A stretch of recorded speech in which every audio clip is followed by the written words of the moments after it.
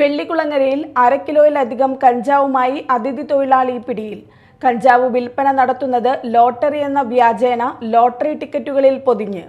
പശ്ചിമ ബംഗാൾ മൂർഷിദാബാദ് ബാബല സ്വദേശി സുറത്തുൽ Hasan എന്നയാളെയാണ് Vellikulangara CI Sujathan Pillai arrest ചെയ്തത്.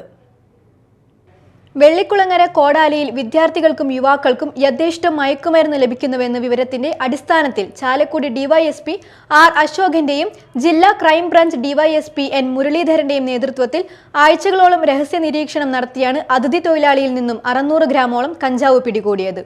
അതിരാവിലെ മറ്റത്തൂർ മുതൽ വെള്ളിക്കുളങ്ങര വരെ കാൽനടയായി സഞ്ചരിച്ചാണ് ഹസന്റെ ലഹരി വിൽപ്പന. പതിവ് ഇടപാടുകാർക്ക് അതീവ രഹസ്യമായാണ് ഇയാൾ കഞ്ചാവ് വിറ്റിരുന്നത്. പ്രത്യേകം അറകൾ തുന്നിച്ചേർത്ത് ഒന്നിലധികം അടിവസ്ത്രങ്ങൾ ധരിച്ച് അതിലൊളിപ്പിച്ചാണ് ഇയാൾ കഞ്ചാവ് പൊതികൾ സൂക്ഷിച്ചിരുന്നത്. പഴയ ലോട്ടറി ടിക്കറ്റുകൾ ശേഖരിച്ച് അവയിൽ പൊതിഞ്ഞാണ് കഞ്ചാവ് കൈമാറിയിരുന്നത്. മറ്റുള്ളവർക്ക് ഇയാൾ ലോട്ടറി വിറ്റതായി കാഴ്ചയിൽ തോന്നും. ഏതാനും ആഴ്ചകൾക്ക് മുൻപാണ് ഇയാൾ ആലുവയിൽ നിന്നും താമസത്തിനായി വെള്ളിക്കുളങ്ങരയിൽ എത്തിയത്. ചുരുങ്ങിയ സമയത്തിനിടയിൽ ആവശ്യക്കാരുടെ വൻനിര തന്നെ ഇയാൾക്ക് ഉണ്ടാക്കിയെടുക്കാനായി. ഹസന്റെ താമസ സ്ഥലം കേന്ദ്രീകരിച്ച് പരിശോധന നടത്തിയെങ്കിലും കൂടുതൽ ലഹരി വസ്തുക്കൾ കണ്ടെത്താനായില്ല.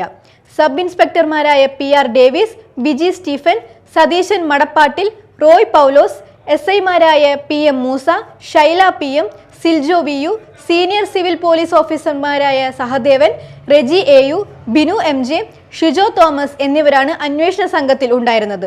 സംഭവത്തിൽ വിശദമായ അന്വേഷണം ആരംഭിച്ചതായി പോലീസ് അറിയിച്ചു. Media time, Kodakara.